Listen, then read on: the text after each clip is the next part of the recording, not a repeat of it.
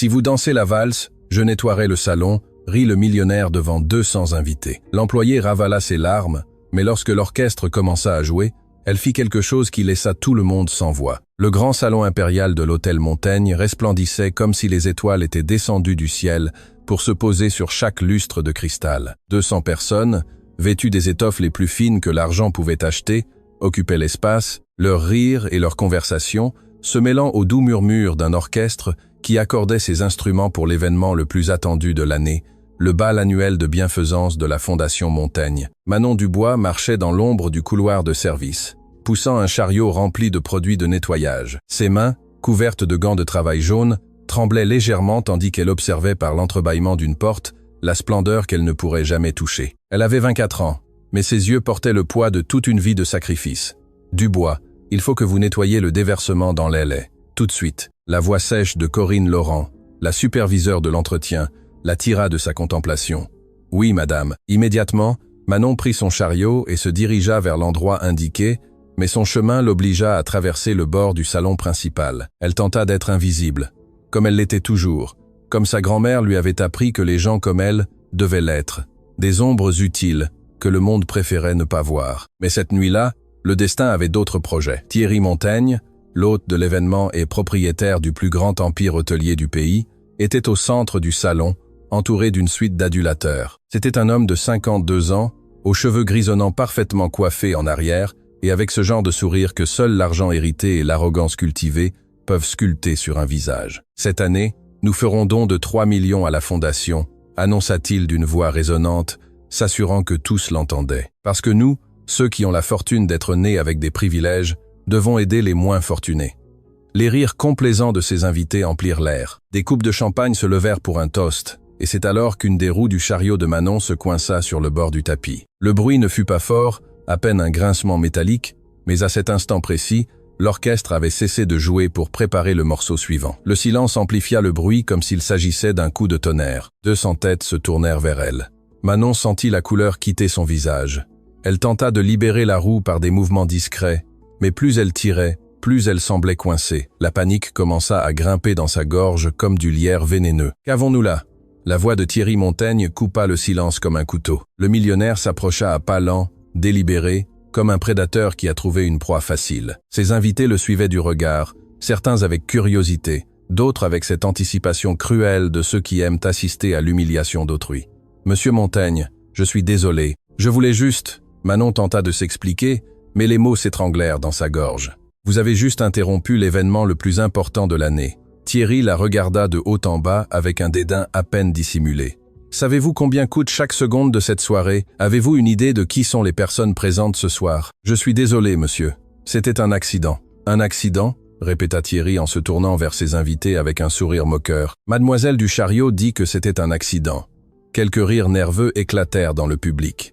Manon sentait des centaines d'yeux se poser sur elle comme des aiguilles brûlantes. « Dites-moi, quel est votre nom ?» Thierry demanda, bien que son ton montra clairement que la réponse ne l'importait pas vraiment. « Manon, monsieur. Manon Dubois. » « Bien, Manon Dubois. » Le millionnaire prononça son nom comme s'il s'agissait de quelque chose de sale. « Voyez ce salon? Voyez ces couples se préparant à danser la valse d'ouverture ?» Manon hocha la tête, n'osant pas lever les yeux du sol en marbre. « C'est de l'art, de la culture, de la tradition. La valse viennoise exige des années de pratique, une grâce naturelle, une éducation raffinée. » Thierry fit une pause dramatique, des choses que des gens comme vous ne pourraient jamais comprendre. Le silence qui suivit fut écrasant.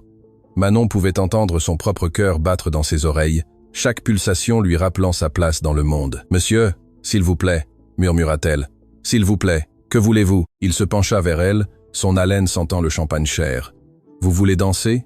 C'est ça ?» Les éclats de rire retentirent dans tout le salon. Une femme près de Thierry faillit renverser sa coupe de rire. « La femme de chambre veut danser la valse !»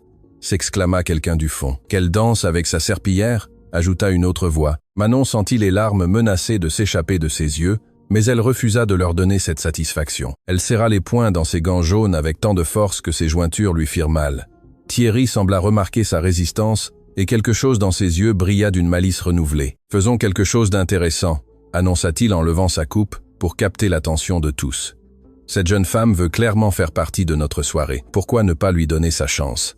Les murmures de confusion parcoururent le salon. « Si vous dansez la valse, je nettoierai le salon. » Thierry éclata d'un rire retentissant, regardant directement Manon. « C'est mon offre. Si vous pouvez danser une valse décente, je prendrai moi-même votre chariot et nettoierai ce sol devant tous mes invités. » Les rires atteignirent un crescendo assourdissant.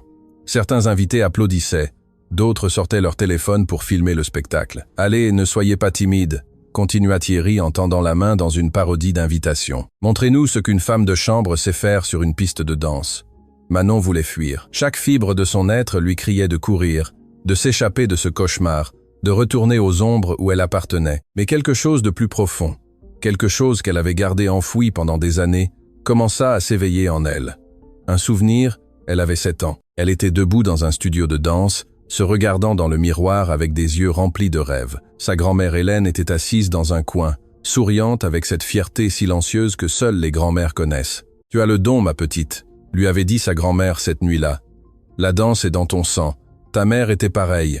Quand elle dansait, le monde s'arrêtait pour regarder. » Manon n'avait jamais connu sa mère. Elle était morte en couche, la laissant aux bons soins d'une grand-mère qui travaillait à nettoyer les maisons d'autrui pour pouvoir payer les cours de danse de sa petite fille. Pendant 10 ans, Manon étudia la danse classique dans une petite académie du quartier. Elle était brillante, talentueuse, destinée à de grandes choses, jusqu'à ce que l'académie ferme faute de fonds quand elle eut 17 ans, jusqu'à ce que sa grand-mère tombe malade et que les factures médicales dévorent chaque centime, jusqu'à ce que les rêves deviennent le luxe qu'elle ne pouvait pas se permettre. Maintenant, 7 ans plus tard, Manon nettoyait les sols de personnes qui ne sauraient jamais ce que c'était que de tout sacrifier pour survivre.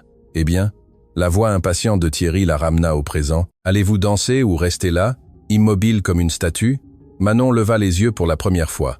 Ses yeux, humides et ardents, rencontrèrent ceux du millionnaire. « Je n'ai pas de partenaire », dit-elle d'une voix à peine audible. « Elle n'a pas de partenaire. » Thierry répéta pour le plus grand plaisir de son public. « Quelle excuse commode. Eh bien, ne vous inquiétez pas. Je suis sûr qu'un de mes invités sera disposé à... » « Non, attendez, oubliez ça.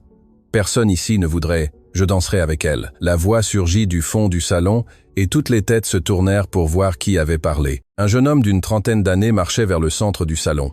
Il portait un smoking impeccable, mais il y avait quelque chose de différent chez lui. Il n'avait pas l'arrogance des autres invités. Ses yeux d'un brun profond regardaient Manon non pas avec moquerie, mais avec quelque chose qu'elle ne pouvait identifier. « Nicolas », Thierry fronça les sourcils. « Que faites-vous ?»« J'accepte votre défi pour elle », répondit le jeune homme appelé Nicolas. « Vous avez dit que si elle dansait une valse décente, vous nettoieriez le salon. Je serai son partenaire. » Les murmures atteignirent un nouveau niveau. Manon entendit des fragments de conversation. « N'est-ce pas le neveu de Montaigne, celui qui est revenu d'Europe? Pourquoi ferait-il ça? Nicolas, c'est ridicule. » Thierry siffla entre ses dents, perdant pour la première fois son calme. « C'est une blague, un divertissement. Vous n'avez pas à... un pari. C'est un pari, mon oncle. » Nicolas s'arrêta devant Manon et lui tendit la main, cette fois avec une courtoisie sincère. « M'accordez-vous cette danse, mademoiselle ?» Manon regarda cette main tendue comme si c'était un mirage dans le désert. Tout en elle lui disait que c'était un piège, une autre façon de l'humilier. Mais il y avait quelque chose dans les yeux de cet homme, quelque chose qui lui rappelait sa grand-mère quand elle lui disait de ne jamais laisser personne lui voler sa dignité. « Je ne peux pas, » murmura-t-elle. « Je n'ai pas de robe, pas de chaussures appropriées. »« Non, vous n'avez besoin de rien de tout cela, » répondit Nicolas doucement. « Vous avez juste besoin de danser. » À ce moment-là, l'orchestre commença à jouer les premiers accords du beau Danube bleu de Strauss. C'était la valse d'ouverture, la pièce maîtresse de la soirée. Thierry Montaigne souriait avec supériorité. Il était sûr que cet employé se ridiculiserait, qu'elle trébucherait sur ses propres pieds, qu'elle confirmerait devant tous que les personnes de sa classe n'appartenaient pas à ces salons, sauf pour les nettoyer. Ce qu'il ne savait pas, ce que personne dans ce salon ne pouvait imaginer, c'est qu'ils étaient sur le point d'assister à quelque chose qui allait changer leur vie pour toujours. Manon prit la main de Nicolas. Ses gants jaunes contrastaient de façon grotesque avec l'élégant costume du jeune homme, mais il ne sembla pas le remarquer. Ou s'il le remarqua, cela ne lui importait pas. « Savez-vous danser ?» demanda-t-il à voix basse, juste pour elle. « J'avais l'habitude », répondit Manon. « Il y a longtemps. Alors, rappelez-vous. » Les premières mesures résonnèrent dans le salon. 200 personnes retenaient leur souffle, préparées au spectacle de voir une femme de chambre s'humilier publiquement. Mais quand Manon fit son premier pas, quelque chose d'extraordinaire se produisit. Son corps se souvint d'années d'entraînement, de sacrifices, d'amour pour l'art qui avait été son seul refuge pendant l'enfance. Ils s'éveillèrent dans chaque muscle, dans chaque fibre de son être. Les gants jaunes cessèrent d'importer. L'uniforme de travail cessa d'exister. Il ne restait que la musique, le mouvement la liberté absolue de se laisser emporter. Ses pieds glissaient sur le marbre comme s'ils étaient nés pour ce moment. Sa posture parfaite, sa grâce immaculée, chaque pirouette, chaque pas exécuté avec la précision d'une danseuse professionnelle. Le salon tomba dans un silence absolu. Les téléphones qui avaient été sortis pour filmer son humiliation capturaient maintenant quelque chose de complètement différent. Les sourires moqueurs se transformaient en expressions d'étonnement. Les coupes de champagne restaient suspendues à mi-chemin vers des lèvres ouvertes d'incrédulité. Et Thierry Montaigne, pour la première fois de sa vie, perdit la couleur de son visage. Nicolas guida Manon avec l'adresse de quelqu'un qui connaissait aussi l'art de la danse, mais même lui semblait surpris par ce à quoi il assistait. Cette femme ne savait pas seulement danser, cette femme était exceptionnelle. Quand la musique atteignit son crescendo, Manon exécuta une série de pirouettes qui laissèrent tout le monde sans voix. Son corps bougeait comme si la gravité n'existait pas, comme si l'air lui-même s'écartait pour lui faire place. Et puis, aussi brusquement qu'elle avait commencé, la musique s'arrêta. Le silence qui suivit fut assourdissant. Manon était au centre du salon, respirant difficilement, ses joues rougies, ses yeux brillants d'une chose qu'elle avait oublié l'existence, la fierté. Nicolas la tint doucement, la regardant avec un mélange d'admiration et de curiosité qu'elle ne savait comment interpréter. Et puis, de quelque part au fond, quelqu'un commença à applaudir. L'applaudissement se répandit comme un feu. 1, 2, 10, 50, 200 personnes debout, ovationnant la femme de chambre qui venait de danser comme une étoile. Tous, sauf un. Thierry Montaigne restait immobile. Son visage était un masque de fureur à peine contenu. Ses mains tremblaient, non d'émotion, mais de rage. Cette femme, cette insignifiante employée, venait de l'humilier à son propre événement devant les personnes les plus importantes du pays. Eh bien, mon oncle, la voix de Nicolas coupa les applaudissements. Je crois que vous avez un salon à nettoyer. Les rires qui suivirent n'étaient plus cruels. Ils étaient d'une véritable amusement face au tour inattendu des événements. Mais Manon ne célébrait pas car, en regardant le visage du millionnaire, elle vit quelque chose qui la fit frissonner. Une vengeance, froide, calculée, patiente. Thierry Montaigne n'était pas le genre d'homme à oublier une humiliation et elle venait de devenir son ennemi. « Ce n'est pas fini », murmura le millionnaire si bas que seul Manon put l'entendre. « Je vais vous détruire. Je ne sais pas qui vous êtes ni d'où vous venez. Mais avant la fin de cette semaine, vous regretterez d'avoir jamais mis les pieds dans mon salon. » Manon sentit un frisson parcourir son dos, mais avant qu'elle ne puisse répondre, Corinne Laurent apparut à ses côtés, la saisissant fermement par le bras. « Qu'avez-vous fait ?» siffla la superviseure. « Avez-vous une idée de ce que vous venez de provoquer ?»« J'ai juste dansé », répondit Manon, bien que sa voix tremblât. « Non, petite idiote.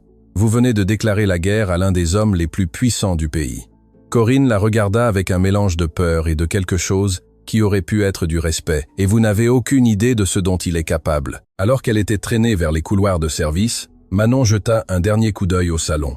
Nicolas l'observait avec une expression indéchiffrable. Les invités murmuraient entre eux et Thierry Montaigne était déjà au téléphone, parlant à quelqu'un avec une expression de détermination mortelle. Ce que personne ne savait, ce que Manon commençait à peine à découvrir, c'est que ce moment n'était que le début, car enfoui dans son passé, il y avait des secrets qui reliaient son destin à celui de l'Empire Montaigne, d'une manière que personne ne pouvait imaginer. Sa mère n'était pas simplement morte en couche. Sa grand-mère n'avait pas été qu'une simple femme de ménage, et Thierry Montaigne avait des raisons beaucoup plus profondes de la haïr que quiconque ne pouvait le soupçonner. La vérité était sur le point d'éclater, et quand elle le ferait, plus rien ne serait pareil. Le couloir de service de l'hôtel Montaigne sentait le désinfectant et la peur. Manon marchait les jambes tremblantes tandis que Corinne Laurent la traînait loin du salon principal, loin des applaudissements qui résonnaient encore comme un écho lointain. « Avez-vous une idée de ce que vous venez de faire ?» La superviseure siffla entre ses dents, sa prise ferme sur le bras de Manon. « Avez-vous la moindre idée ?»« J'ai juste dansé », répéta Manon, bien que sa voix sonnât creuse même pour elle-même. « Vous avez juste dansé ?» Corinne s'arrêta brusquement, la tournant pour la regarder directement dans les yeux. « Vous avez publiquement humilié Thierry Montaigne, l'homme qui signe nos chèques, l'homme qui peut détruire la vie de n'importe qui d'un simple coup de fil. » Les mots tombèrent sur Manon comme des pierres. L'adrénaline de la danse commençait à se dissiper, ne laissant qu'un vide glacial dans sa poitrine. « Il m'a humilié en premier », murmura-t-elle. « Et qu'est-ce que ça change ?» Corinne laissa échapper un rire amer. « Il peut humilier qui il veut. C'est un Montaigne. Nous ne sommes personne, Manon. Personne. Quand allez-vous comprendre ça ?» Avant que Manon ne puisse répondre, la porte du couloir s'ouvrit d'un coup sec. Une femme élégante d'environ 45 ans apparut sur le seuil. Elle portait une robe qui coûtait probablement plus que le salaire annuel de Manon, et son expression mélangeait curiosité et quelque chose qui ressemblait à un amusement contenu. « Alors, vous êtes la fameuse danseuse », dit-elle d'une voix mélodieuse. « Tout le salon parle de vous. » Corinne baissa immédiatement la tête en signe de soumission. « Madame Montaigne, je vous présente mes excuses pour le comportement de cette employée. » Elle était déjà escortée hors des lieux. Manon sentit un frisson en entendant le nom de famille. Une autre Montaigne. « Pas si vite. » La femme leva une main parfaitement manucurée. « Je veux lui parler seule. »« Mais, madame, monsieur Montaigne a donné des ordres spécifiques de... » « Mon mari donne beaucoup d'ordres. » L'interrompit la femme avec un sourire qui n'atteignait pas ses yeux. « Je suis Adélaïde Montaigne, et dans cet hôtel, mes ordres comptent aussi. » Corinne hésita, clairement prise entre deux pouvoirs qu'elle ne savait comment équilibrer. Finalement, elle hocha la tête avec raideur et s'éloigna dans le couloir, non sans lancer à Manon un regard d'avertissement. Adélaïde attendit que les pas de la superviseure s'estompent complètement. Puis, elle étudia Manon avec une intensité qui la fit se sentir comme un spécimen sous un microscope. « Où avez-vous appris à danser comme ça ?» demanda-t-elle directement. « Dans une académie du quartier. Il y a de nombreuses années. »« Quelle académie ?»« L'académie de la Belle Étoile. Elle a fermé quand j'avais 17 ans. » Quelque chose changea sur le visage d'Adélaïde. Un éclair de reconnaissance peut être ou de quelque chose de plus profond que Manon ne pouvait identifier. « L'étoile du Sud » répéta-t-elle lentement. « Et qui était votre professeur ?» Elle s'appelait Dolores Leroy. Elle a fondé l'académie avec ses propres économies. Elle enseignait le ballet classique aux filles qui ne pouvaient pas se permettre des écoles chères. Le silence qui suivit fut si dense que Manon pouvait entendre son propre cœur battre. Dolores Leroy. Adélaïde prononça le nom comme si c'était une prière oubliée. « Savez-vous qui elle était vraiment ? C'était ma professeure et la meilleure personne que j'ai jamais connue après ma grand-mère. Dolores Leroy a été première danseuse de l'Opéra de Paris pendant 15 ans. » Adélaïde parla d'une voix qui tremblait légèrement. Elle a remporté des prix internationaux. Elle a dansé sur les scènes les plus prestigieuses du monde, et puis, il y a 25 ans, elle a disparu du monde professionnel, sans explication. Manon sentit comme si le sol bougeait sous ses pieds. Madame Dolores, sa professeure d'enfance, avait été une star mondiale. « Je ne le savais pas », admit-elle. Elle n'a jamais parlé de son passé. Elle nous enseignait juste à danser avec amour. Parce que Dolores a toujours été ainsi. Adélaïde détourna le regard vers la fenêtre, perdue dans ses souvenirs, généreuse jusqu'à la moelle, même quand le monde la traitait avec cruauté. « Vous la connaissiez ?» La question resta suspendue dans l'air. Adélaïde prit un long moment avant de répondre. Dolores Leroy était ma sœur aînée. Le monde de Manon s'inclina sur son axe. L'épouse de Thierry Montaigne était la sœur de son ancienne professeure de ballet. Les coïncidences s'accumulaient de manière à défier toute logique. Cela signifie que vous, Manon ne put terminer la phrase. Cela signifie que j'ai vu quelque chose en vous ce soir qui m'a rappelé elle. Adélaïde se tourna pour la regarder directement. La façon dont vous avez dansé, la grâce, la passion, l'abandon absolu. Cela ne s'apprend pas, Manon. Cela s'hérite. Avant que Manon ne puisse demander ce que cela signifiait exactement, le bruit de pas pressés interrompit la conversation. Un homme en costume sombre apparut dans le couloir. Son expression était urgente. « Madame Montaigne, votre mari vous demande immédiatement dans le salon principal. » Adélaïde soupira, toute la chaleur s'évaporant de son visage pour être remplacée par un masque de calme social. « Dites-lui que j'arrive. » Elle se tourna vers Manon une dernière fois. « Cette conversation n'est pas terminée, mais pour l'instant vous devez partir d'ici. Mon mari est furieux, et quand Thierry est furieux, personne n'est en sécurité. Où vais-je aller? Ce travail est tout ce que j'ai. » « Vous n'avez plus ce travail, » dit Adélaïde avec une brutalité honnête. « Mon mari a déjà donné l'ordre de vous licencier, mais cela ne signifie pas que votre histoire se termine ici. » Elle sortit une carte de son sac et la pressa dans la main de Manon. « Rejoignez-moi demain à cette adresse. Il y a des choses que vous devez savoir, des choses sur votre mère, sur Dolores, sur la raison pour laquelle le destin vous a amené précisément à cet endroit, à ce moment. » « Ma mère ?» Manon sentit l'air quitter ses poumons. « Que savez-vous de ma mère ?» Mais Adélaïde s'éloignait déjà dans le couloir, ne laissant que l'écho de ses talons et 1 million de questions sans réponse. Manon regarda la carte dans sa main. Elle était élégante, gravée de lettres dorées. Fondation Dolores Leroy, pour les rêves qui méritent une chance. Une fondation portant le nom de sa professeure, dirigée par l'épouse de l'homme qui venait de jurer de la détruire. Rien n'avait de sens et en même temps tout commençait à s'assembler de manière terrifiante. Le bruit de voix qui approchait la tira de ses pensées. 2 gardes de sécurité tournèrent le coin, leurs expressions professionnellement hostiles. « Manon Dubois ?» demanda le plus grand. « Oui, accompagnez-nous. Monsieur Montaigne veut vous voir avant que vous ne quittiez les lieux. » Le cœur de Manon s'accéléra. Elle s'attendait à être escortée hors du bâtiment, Mais être ramené vers l'homme qui avait promis de la détruire était quelque chose de complètement différent. Ils la conduisirent non pas vers le salon principal, mais vers un ascenseur privé qui la mena plusieurs étages plus haut. Les portes s'ouvrirent sur un bureau qui occupait tout un étage de l'hôtel. Des fenêtres du sol au plafond montraient la ville brillante comme un tapis de bijoux sous le ciel nocturne.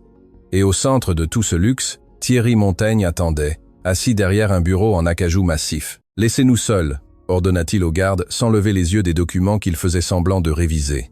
Lorsque la porte se referma, le silence devint écrasant. Manon resta debout, refusant de montrer la peur qu'elle ressentait dans chaque fibre de son être.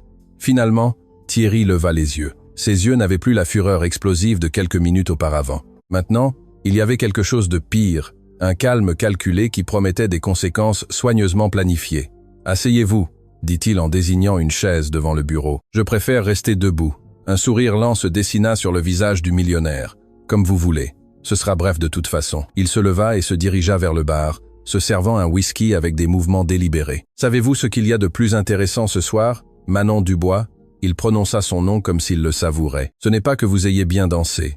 N'importe qui peut apprendre à danser avec suffisamment de pratique. L'intéressant, c'est que vous m'avez défié publiquement, que vous m'avez regardé dans les yeux et décidé que vous pouviez gagner. Je ne voulais rien gagner, je voulais juste qu'on me laisse tranquille. Mais vous ne l'avez pas fait, n'est-ce pas ?» Thierry se tourna pour la regarder. « Vous auriez pu baisser la tête, vous excuser, disparaître dans l'ombre comme le font toutes les personnes de votre condition. Mais vous avez choisi de vous battre. J'ai choisi de danser. Pour moi, il n'y a pas de différence. » Il but une gorgée de son whisky. « Vous voyez, Manon, dans mon monde, il y a deux types de personnes. Celles qui connaissent leur place et celles qui ont besoin de la prendre. Vous appartenez clairement au second groupe. » Il s'approcha d'elle lentement, s'arrêtant à peine à 1 mètre de distance. « J'ai tout recherché sur vous ces 20 dernières minutes. Manon Dubois, 24 ans, orpheline de mère, élevée par sa grand-mère Hélène Dubois, dans l'un des quartiers les plus pauvres de la ville, sans éducation universitaire, sans biens, sans famille, sauf une vieille femme malade qui dépend entièrement de vous. » Chaque mot était comme un poignard s'enfonçant dans la poitrine de Manon. Il savait pour sa grand-mère, il savait de sa vulnérabilité. « Que voulez-vous de moi ?» demanda-t-elle d'une voix qu'elle réussit à peine à garder ferme. « Je veux que vous compreniez quelque chose de très simple. » Thierry se rassit, croisant les mains sur le bureau. « Vous ne trouverez plus aucun emploi dans cette ville, aucun hôtel, aucun restaurant, aucune entreprise de nettoyage ne vous embauchera jamais. Je m'en assurerai personnellement. Vous ne pouvez pas faire ça. » « Je ne peux pas ?» Il laissa échapper un bref rire. « Manon, j'ai construit cet empire à partir de rien. J'ai des contacts dans chaque industrie, dans chaque secteur, dans chaque coin de ce pays. Un mot de moi et des portes dont vous ne saviez même pas l'existence se fermeront pour vous de façon permanente. » Manon sentit comme si les murs se refermaient autour d'elle. La peur qu'elle avait réussi à contrôler commençait à se transformer en panique. « Mais je suis un homme raisonnable, » continua Thierry. « Alors je vais vous donner une option. Vous pouvez quitter ce bureau, faire face aux conséquences de vos actions et voir votre vie s'effondrer pièce par pièce. » Il fit une pause dramatique, appréciant clairement le pouvoir qu'il exerçait. « Ou vous pouvez faire quelque chose de très simple pour moi, des excuses publiques. Demain, devant les caméras, vous direz que tout était un malentendu, que je ne vous ai jamais humilié, que la danse était une blague convenue entre nous deux. Vous nettoyerez mon nom, et en échange, je vous laisserai tranquille. Vous voulez que je mente. Je veux que vous soyez intelligente. » Thierry se pencha en avant. « Pensez à votre grand-mère, Manon. Pensez aux médicaments dont elle a besoin, aux soins que vous ne pourrez pas payer si vous n'avez pas de travail. Votre fierté vaut-elle autant que son bien-être ?» Les mots frappèrent exactement là où il voulait. Manon pensa à Hélène, à ses mains ridées, à son sourire fatigué, aux nuits qu'elle passait éveillée à tousser, tout en faisant semblant que tout allait bien. Sa grand-mère avait tout sacrifié pour elle. Manon ne devrait-elle pas faire de même? « Et si j'accepte ?» demanda-t-elle d'une voix à peine audible. « Comment savoir que vous tiendrez parole ?»« Vous ne le savez pas, » sourit Thierry. « Mais c'est votre meilleure option, votre seule option en réalité. » Le silence s'étendit entre eux comme un abîme. Manon sentait le poids de la décision écraser ses épaules, comprimant sa poitrine, jusqu'à ce que respirer devienne difficile. Et puis, au milieu de cette obscurité, elle entendit la voix de sa grand-mère dans sa mémoire. « Ne laisse jamais personne te voler ta dignité, ma petite. Car quand tu perds ta dignité, il ne reste plus rien qui vaille la peine d'être défendu. » Manon leva les yeux et rencontra ceux de Thierry. « Non. » Le mot sortit clair, ferme, définitif. Le millionnaire cligna des yeux, sincèrement surpris. « J'ai dit non, je ne mentirai pas. Je ne m'humilierai pas pour protéger votre ego. » Thierry se leva lentement, son expression passant de la surprise à une fureur glaciale. « Vous faites la plus grande erreur de votre vie. » « Peut-être. » Manon sentit un étrange calme descendre sur elle. « Mais au moins je pourrais me regarder dans le miroir demain. » « Pouvez-vous en dire autant ?» Le visage de Thierry se contracta de rage. Mais avant qu'il ne puisse répondre, la porte du bureau s'ouvrit. Nicolas Montaigne entra sans s'annoncer. Son expression était indéchiffrable, mais sa posture était clairement tendue. « Mon oncle, je dois vous parler maintenant. »« Non, Nicolas, je suis occupé. C'est urgent. » Nicolas regarda brièvement Manon avant de reporter son attention sur son oncle. « Il s'agit de ce que j'ai trouvé dans les archives de la Fondation. Sur l'ancienne académie de ballet, quelque chose changea sur le visage de Thierry. Un éclair d'alarme rapidement dissimulé. « Cela peut attendre. »« Non, cela ne peut pas. » Nicolas s'approcha du bureau. « J'ai trouvé des documents, mon oncle. Des documents qui expliquent pourquoi vous avez fermé l'Académie de la Belle Étoile il y a 7 ans. Des documents qui relient cette décision au nom Dubois. » Manon sentit le sol disparaître sous ses pieds. Thierry avait fermé l'académie de sa professeure. Son académie. « Je ne sais pas de quoi vous parlez. » La voix de Thierry était de la glace pure. « Je crois que si. Et je crois que mademoiselle Dubois mérite de subir la vérité sur la raison pour laquelle sa vie a été détruite il y a 7 ans. » Nicolas sortit un dossier de sa veste. Le silence qui suivit fut le plus lourd que Manon ait jamais expérimenté. Thierry regarda son neveu avec un mélange de fureur et de quelque chose qui aurait pu être de la peur. Nicolas tenait le dossier comme s'il s'agissait d'une arme chargée, et Manon, debout entre deux mondes qui commençaient à entrer en collision, comprit que tout ce qu'elle croyait savoir sur son passé était sur le point de s'effondrer. La vérité qui avait été enterrée pendant 7 ans allait enfin refaire surface, et quand elle le ferait, personne dans cette pièce ne serait plus le même. Le dossier dans les mains de Nicolas semblait contenir le poids de 1000 secrets. Manon observait l'échange entre l'oncle et le neveu, le cœur battant si fort qu'elle pouvait l'entendre dans ses oreilles. « Donnez-moi ces documents. » Thierry tendit la main, sa voix glaciale. « Tout de suite. » Pas avant qu'elle n'entende la vérité. Nicolas resta ferme, se positionnant subtilement entre son oncle et Manon. J'ai passé des semaines à enquêter sur les finances de la fondation familiale. J'ai trouvé des irrégularités qui m'ont conduit à des archives censées avoir été détruites il y a des années. Vous ne savez pas ce que vous faites. Thierry fit un pas en avant. Vous détruisez cette famille pour une inconnue. Je cherche la justice. Quelque chose que cette famille a oublié il y a longtemps. Manon sentait qu'elle assistait à quelque chose de bien plus grand qu'une simple dispute familiale. Il y avait des couches de ressentiment, de douleurs anciennes, de vérités enfouies qui luttaient enfin pour remonter à la surface. Qu'y a-t-il dans ces documents ? Sa propre voix la surprit. Elle sortit ferme, claire, exigeant des réponses. Nicolas la regarda avec quelque chose qui ressemblait à de l'admiration mêlée de tristesse. « La raison pour laquelle votre vie a changé il y a 7 ans. » Il ouvrit le dossier. « L'Académie de la Belle Étoile n'a pas fermé faute de fonds, Manon. Elle a été délibérément fermée. »« C'est un mensonge !» Thierry interrompit. « L'Académie a fait faillite parce que c'était une entreprise mal gérée. L'Académie a été achetée anonymement 3 mois avant de fermer. » Nicolas sortit un document et le tint en l'air. L'acheteur a utilisé une société écran qui, après de nombreuses couches de bureaucratie, finit par se connecter à Investissement Montaigne SA. L'air quitta les poumons de Manon. Thierry avait acheté l'Académie juste pour la détruire. Pourquoi ? La question sortit comme un murmure. Pourquoi ferait-il une chose pareille ? Parce que Dolores Leroy était plus qu'une simple professeure de ballet, continua Nicolas, ignorant les protestations de son oncle. C'était la femme que mon père a aimée avant d'épouser ma mère, et quand elle l'a rejetée pour se consacrer à son académie, il ne l'a jamais surmontée. Votre père est mort, Nicolas. Thierry cracha les mots. Ne salissez pas sa mémoire avec des fantasmes. Mon père est mort il y a 15 ans, mais ses journaux ont survécu. Nicolas sortit un autre document. Je les ai trouvés dans le coffre-fort que vous n'avez jamais ouvert après ses funérailles. Des pages entières consacrées à Dolores, à son obsession pour elle, à ses plans de vengeance quand elle a choisi le ballet plutôt que lui. Manon tentait de traiter toutes ces informations. Le père de Nicolas avait été obsédé par sa professeure de ballet, mais cela s'était passé il y a des décennies. Qu'est-ce que cela avait à voir avec elle ? Cela n'explique pas pourquoi il me hait, dit-elle. Je ne connaissais même pas son père. Le silence qui suivit fut différent, plus lourd, plus dangereux. Nicolas échangea un regard avec son oncle, et pour la première fois Manon vit quelque chose qui ressemblait à de la peur dans les yeux du millionnaire. Dites-lui, pressa Nicolas. Ou je le ferai. Vous n'avez pas le droit. Thierry tremblait d'une fureur contenue. Ce sont des affaires de famille qui ne la concernent pas. Elles la concernent plus que quiconque dans cette pièce. Ça suffit. Manon éleva la voix, se surprenant elle-même. Quelqu'un va m'expliquer ce qui se passe maintenant.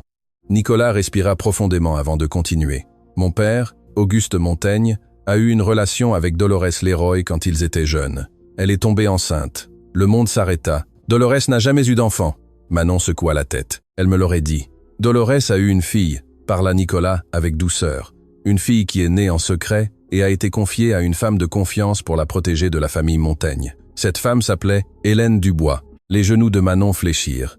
Elle dut s'accrocher au dossier d'une chaise pour ne pas tomber. Sa grand-mère, Hélène, la femme qui l'avait élevée, qui lui avait appris à être forte, qui avait tout sacrifié pour elle. Non, le mot sortit comme un gémissement. Ma mère était la fille de ma grand-mère. Elle l'a toujours été. Votre mère a été adoptée par Hélène quand elle était nouveau-née, s'approcha Nicolas avec précaution.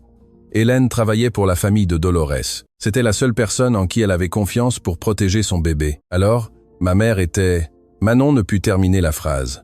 Votre mère était la fille de Dolores Leroy et d'Auguste Montaigne. Nicolas hocha la tête. Ce qui signifie que vous êtes l'arrière-petite-fille du fondateur de l'Empire Montaigne. Vous êtes de la famille, Manon. Vous l'avez toujours été. Thierry frappa le bureau des deux mains. Mensonges. Tout cela, ce sont des mensonges inventés pour me détruire. Alors, pourquoi avez-vous fermé l'académie quand Manon avait 17 ans? Nicolas se tourna vers son oncle avec une expression accusatrice. Pourquoi avez-vous payé pour que tous les registres de naissance de cette époque soient scellés? Pourquoi avez-vous passé les 24 dernières années à vous assurer que personne ne ferait le lien? Aurore. Le nom frappa Manon comme un éclair. C'était le nom de sa mère, Aurore Dubois. La femme qui était morte en lui donnant la vie. Ma mère, les larmes commençaient à brouiller sa vision. Vous saviez qui était ma mère? Thierry ne répondit pas, mais son silence fut plus éloquent que n'importe quelle confession. La nuit du bal, quand je vous ai vu entrer dans le salon, le millionnaire parla finalement, sa voix étrangement vide. J'ai su immédiatement qui vous étiez. Vous avez ces yeux, les mêmes yeux d'Aurore, les mêmes yeux de Dolores. Pourquoi? Manon sentit les larmes couler sur ses joues. Pourquoi détruire l'académie? Pourquoi haïr ma famille? Parce qu'Aurore aurait dû être mienne. Les mots de Thierry sortirent chargés d'un ressentiment ancien. Quand mon frère est mort, j'étais l'héritier naturel de l'Empire. Mais je devais aussi hériter de tout le reste. Le respect, le pouvoir, l'amour. J'ai cherché Aurore quand j'ai découvert son existence. Je lui ai tout offert, argent, position, un avenir brillant. Il lui suffisait de reconnaître son lignage Montaigne et de m'épouser. Vous épouser? Manon sentit la nausée. C'était votre nièce, votre demi-nièce. Thierry corrigea froidement. Et dans des familles comme la nôtre, ces détails ont été ignorés pendant des générations pour maintenir la fortune unie. Elle vous a rejeté, intervint Nicolas. Comme Dolores a rejeté mon père, et vous ne l'avez jamais surmonté. Aurore a choisi un quidam. Thierry cracha les mots. Un mécanicien sans éducation, sans avenir, sans rien à offrir, sauf des promesses vides. Elle l'a épousé en secret, est tombée enceinte, et est morte, en donnant naissance à... Il désigna Manon, avec dédain. À ça. À moi, Manon compléta, sa voix reprenant de la force. Elle est morte en me donnant la vie, et vous avez passé 24 ans à me haïr pour ça. Je vous ai ignoré pendant 24 ans. Thierry corrigea. J'ai payé pour qu'Hélène garde le silence. J'ai payé pour que les registres disparaissent. J'ai payé pour que l'académie ferme et que Dolores perde tout ce qu'elle aimait. J'ai fait tout mon possible pour effacer toute trace de cette branche familiale honteuse. Mais vous n'avez pas compté sur le fait qu'elle apparaîtrait dans votre propre hôtel, ajouta Nicolas, dansant exactement comme Dolores le faisait, vous défiant exactement comme Aurore l'a fait. Manon traitait chaque révélation comme des coups physiques. Sa mère avait été une Montaigne. Son arrière-grand-mère avait été une étoile du ballet. Sa professeure avait été son arrière-grand-mère. Tout ce qu'elle croyait savoir sur sa vie était un mensonge construit sur d'autres mensonges. « Ma grand-mère savait tout ça ?» demanda-t-elle d'une voix brisée. Hélène a été la gardienne de tous ses secrets pendant des décennies. Nicolas hocha la tête. Dolores lui a confié Aurore pour la protéger. Quand Aurore est morte, Hélène vous a protégé avec la même dévotion. Elle ne m'a jamais rien dit parce que Thierry l'a menacée. Nicolas regarda son oncle avec mépris. Il lui a dit que si elle révélait un jour la vérité, il détruirait tout ce qui restait. L'académie, les souvenirs de Dolores, même vous. C'était une menace vide. Thierry se défendit. Je n'aurais jamais fait de mal à une vieille femme. Vide. Manon sentit la rage remplacer la douleur. Vous avez détruit l'académie. Vous avez détruit les rêves de centaines de jeunes filles. Vous avez détruit mon avenir et vous dites que c'était une menace vide. J'ai détruit une entreprise en faillite. Rien de plus. Vous avez détruit l'héritage de Dolores. La voix d'une femme interrompit depuis la porte. Tous se tournèrent. Adélaïde Montaigne était sur le seuil. Son expression était un mélange de douleur et de détermination que Manon n'avait jamais vu auparavant. Adélaïde, cela ne vous concerne pas. Thierry tenta de reprendre le contrôle. Cela me concerne plus que quiconque.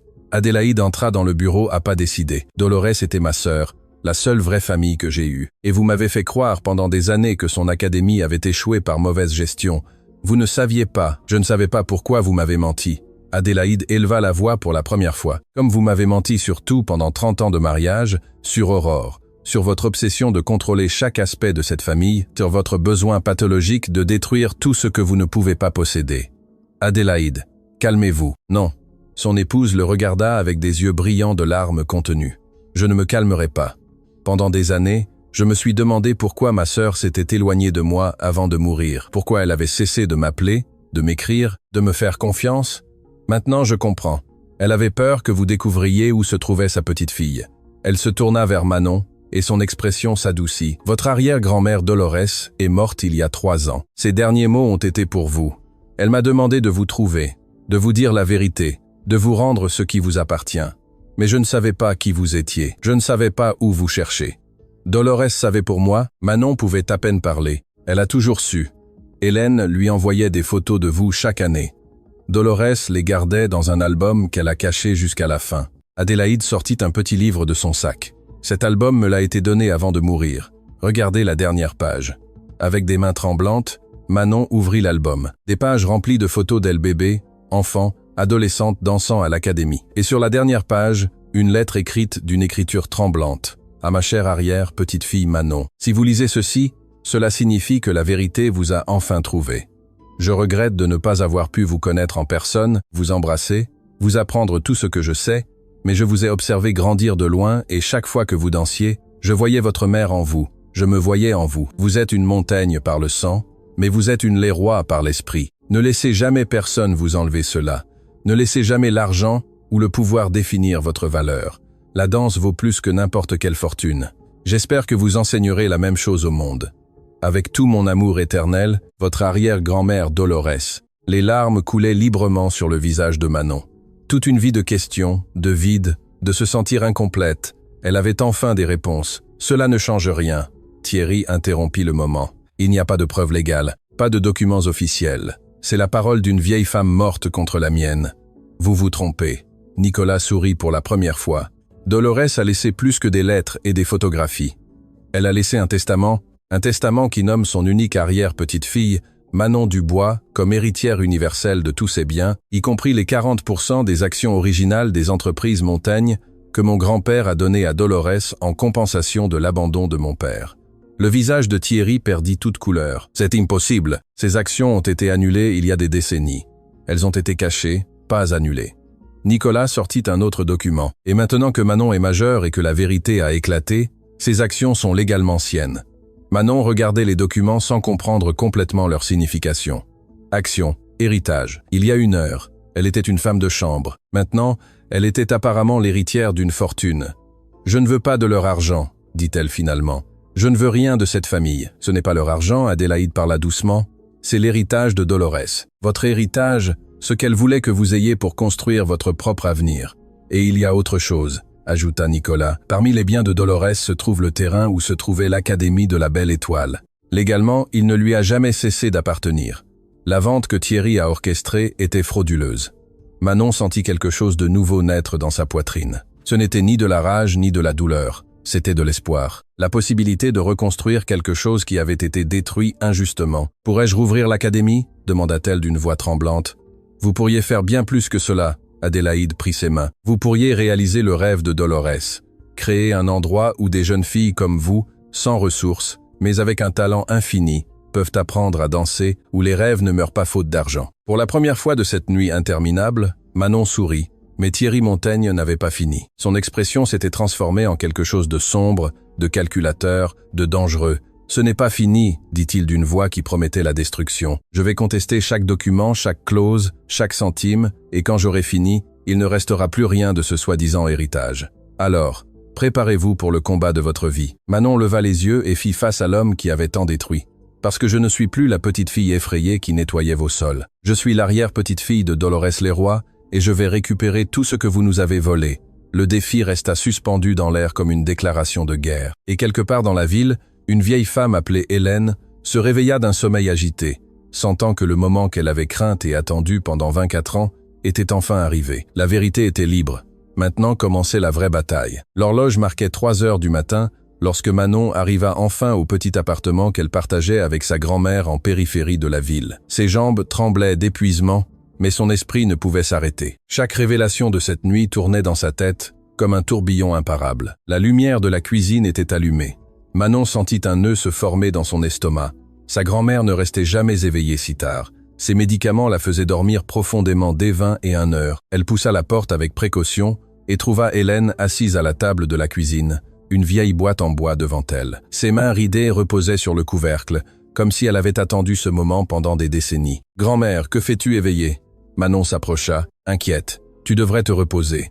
Je savais que tu viendrais avec des questions. » Hélène leva les yeux, et Manon vit quelque chose qu'elle n'avait jamais remarqué auparavant dans ses yeux fatigués. Un soulagement. « Je l'ai senti dans mes os, ma petite. Cette nuit, quelque chose a changé.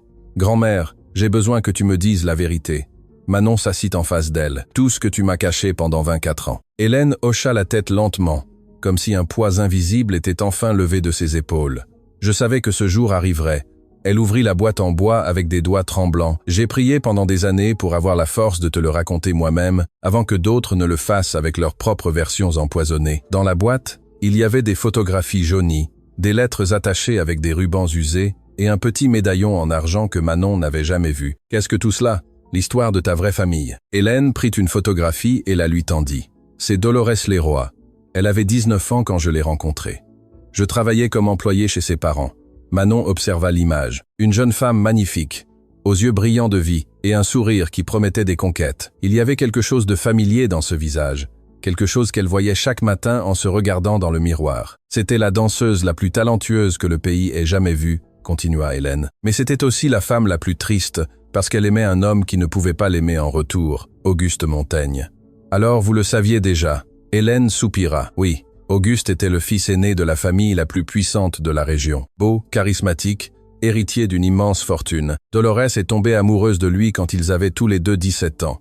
Et lui, il l'aimait aussi, à sa manière. Hélène prit une autre photographie, celle d'un jeune homme à l'expression arrogante. Mais les Montaigne avaient d'autres projets pour leur héritier. Un mariage arrangé avec la fille d'un homme d'affaires européen, l'argent épousant l'argent, comme cela a toujours été dans ces familles. Alors Dolores est tombée enceinte. Ce fut un scandale qui faillit détruire les deux familles. Hélène ferma les yeux en se souvenant. Les parents de Dolores voulaient qu'elle se débarrasse du bébé. Les Montaigne ont offert de l'argent pour qu'il disparaisse, mais Dolores a refusé. Elle a dit que ce bébé était la seule chose pure qui était sortie de tant de douleur. Manon sentait les larmes s'accumuler, mais elle devait tout entendre. Et qu'est-ce qui s'est passé ? Dolores a accouché en secret dans une petite clinique loin de la ville. J'étais avec elle cette nuit-là. J'ai tenu sa main pendant qu'elle mettait au monde la plus belle créature que j'ai jamais vue. La voix d'Hélène se brisa. Ta mère, Aurore. Le nom flotta dans l'air comme une caresse. Dolores savait qu'elle ne pouvait pas la garder, continua Hélène. Si les Montaigne découvraient l'existence d'Aurore, ils l'utiliseraient comme monnaie d'échange. Ils la transformeraient en pion de leur jeu de pouvoir. Alors elle m'a demandé la plus grande faveur que personne ne m'ait jamais demandé. Que je la élève comme ma propre fille. Que je l'aime comme la mienne, corrigea Hélène doucement. Et je l'ai fait, Manon. Dès l'instant où Aurore est arrivée dans mes bras, elle était ma fille pour tout ce qui compte. Je l'ai élevée avec tout ce que j'avais, ce qui n'était pas grand-chose, mais c'était honnête. Manon prit la main de sa grand-mère, sentant les os fragiles sous la peau ridée. Aurore savait la vérité. Je lui ai raconté quand elle a eu 18 ans. Hélène hocha la tête. Je pensais qu'elle méritait de savoir d'où elle venait. Je pensais qu'elle voudrait connaître Dolores, réclamer son héritage, vivre la vie qui lui revenait de droit. Et qu'est-ce qu'elle a fait ? Un sourire triste traversa le visage de la vieille femme. Elle m'a serré dans ses bras et m'a dit que j'étais la seule mère dont elle avait besoin, que l'argent des Montaigne était entaché de trop de douleur, qu'elle préférait être pauvre et libre que riche et enchaînée à cette famille. Manon sentit une vague de fierté pour la mère qu'elle n'avait jamais connue. Mais alors elle a rencontré ton père, continua Hélène. Romain Dubois, un mécanicien qui travaillait dans l'atelier près de l'endroit où Aurore donnait des cours de danse aux enfants du quartier. Ma mère donnait des cours de danse, elle a hérité du talent de Dolores. Hélène sourit avec nostalgie. Elle dansait comme si l'air lui-même s'écartait pour lui faire place. Tout comme toi cette nuit, d'après ce que j'ai entendu. Comment le sais-tu ? Parce que Thierry Montaigne m'a appelé il y a 3 heures. L'expression d'Hélène se durcit, hurlant, menaçant, exigeant que je garde le silence, comme il l'a fait pendant les 24 dernières années. Il t'a menacé pendant tout ce temps ? Depuis le jour où Aurore est morte. Hélène sortit une lettre de la boîte. C'est la première menace que j'ai reçue. Elle est arrivée 3 jours après les funérailles de ta mère. » Manon prit la lettre avec des mains tremblantes. L'écriture était froide, calculée, dépourvue d'humanité. « Madame Dubois, l'existence de l'enfant est un problème qui peut être résolu de plusieurs manières. Je vous suggère de choisir la manière silencieuse. Gardez la créature loin de toute connexion avec le nom Montaigne, et vous pourrez toutes deux vivre vos petites vies en paix. Sinon, vous découvrirez qu'il existe des destins pires que la pauvreté. Pourquoi ne me l'as-tu jamais dit ?»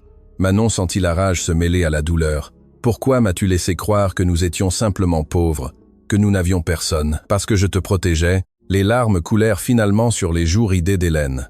Thierry Montaigne est un homme sans scrupules. S'il avait su que tu connaissais la vérité, il aurait trouvé des moyens de te faire du mal, de nous faire du mal à toutes les deux. Mais nous avons vécu dans la misère. Grand-mère, j'ai nettoyé des sols depuis mes 6 ans. J'ai abandonné mes rêves de danse parce que nous ne pouvions pas payer l'académie. L'académie qu'il a fermée précisément pour que tu ne puisses pas danser, révéla Hélène. Quand Thierry a découvert que tu étudiais à l'école de Dolores, il a remué ciel et terre pour la détruire. Il ne pouvait pas permettre que tu développes ton talent. Il ne pouvait pas risquer que le monde voie en toi ce qu'il voyait, la preuve vivante des secrets de sa famille. La magnitude de la cruauté de Thierry frappa Manon comme une vague glaciale. Ce n'avait pas été de la malchance, ce n'avait pas été le destin, cela avait été un sabotage délibéré, calculé, impitoyable. Y a-t-il autre chose? Hélène parla d'une voix à peine audible. Quelque chose que même Nicolas ne sait pas, quelque chose que seuls Dolores et moi connaissions. Quoi? La vieille femme sortit le médaillon en argent de la boîte et l'ouvrit. À l'intérieur, il y avait 2 minuscules photographies. Une d'Aurore et une d'un bébé nouveau-né. Ta mère n'est pas morte en couche, Manon. Le monde s'arrêta. Qu'est-ce que tu dis? Aurore a eu un accouchement difficile, c'est vrai, mais elle a survécu. Elle était consciente pendant 3 jours après ta naissance. Elle te tenait dans ses bras, te chantait des chansons, te promettait qu'elle te donnerait le monde. Alors, comment est-elle morte? Hélène ferma les yeux comme si les mots suivants étaient trop lourds à prononcer. La nuit du 3e jour, nous avons reçu une visite. Thierry Montaigne est apparu à l'hôpital. Il avait découvert où nous étions. Il est venu avec des avocats, avec des menaces, avec des offres qui étaient plus des insultes que des propositions.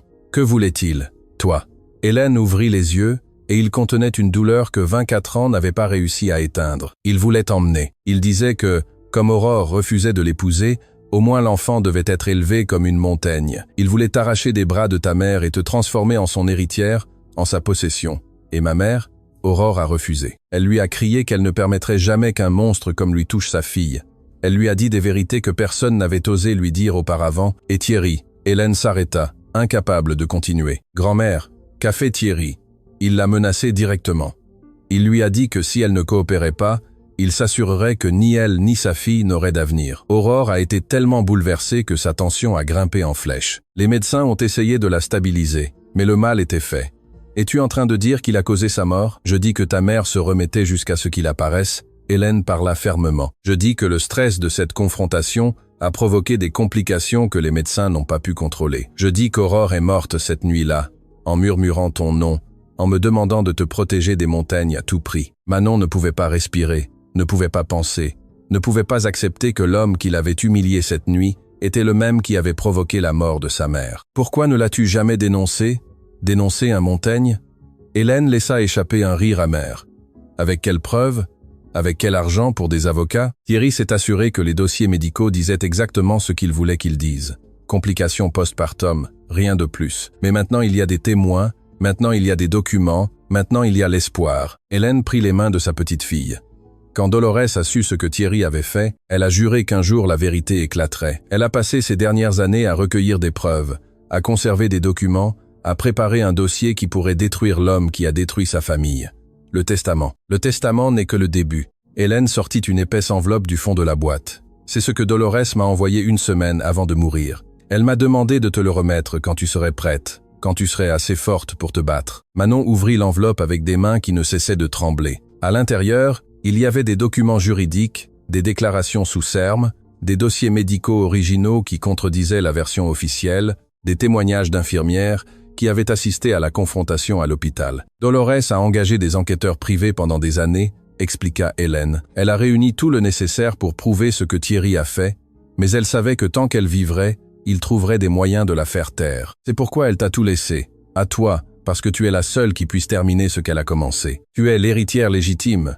Tu es la preuve vivante de ces crimes, et maintenant, avec ces documents, tu as l'arme pour le détruire. Manon regarda les papiers dans ses mains.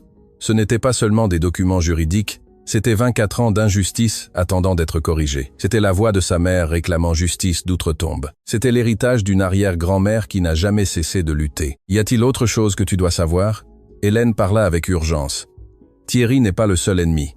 Que veux-tu dire? Cette nuit, après son appel, j'en ai reçu un autre de quelqu'un qui s'est identifié comme membre du conseil d'administration des entreprises Montaigne. Il m'a averti que Thierry convoque une réunion d'urgence demain à midi. Il va essayer d'invalider le testament de Dolores avant que tu ne puisses réclamer ton héritage.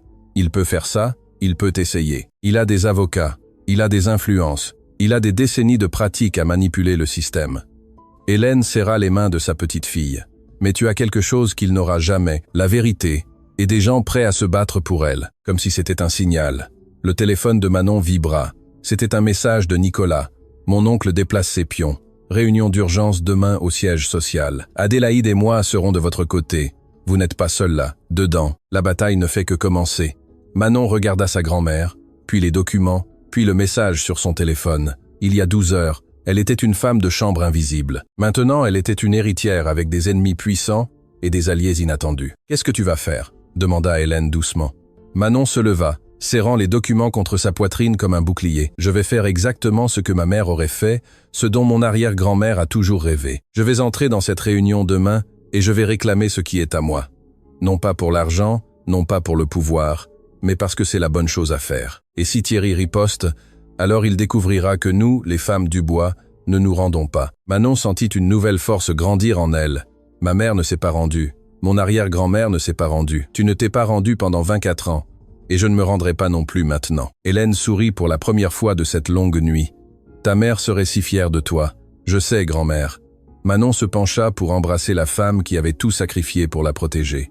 Je sais. Dehors, l'aube commençait à peindre le ciel de ton doré. Un nouveau jour naissait et avec lui, une nouvelle Manon. Une qui n'avait plus peur. Une qui connaissait enfin sa vérité. Une qui était prête à se battre. Le bâtiment corporatif des entreprises Montaigne s'élevait comme une forteresse de verre et d'acier au cœur financier de la ville. 40 étages de pouvoir concentré, de décisions qui affectaient des milliers de vies, de secrets gardés dans des coffres-forts numériques et physiques. Manon observait la structure depuis le trottoir d'en face, sentant le poids des documents dans son sac comme si c'était des pierres. À ses côtés, Nicolas vérifiait son téléphone avec une expression tendue.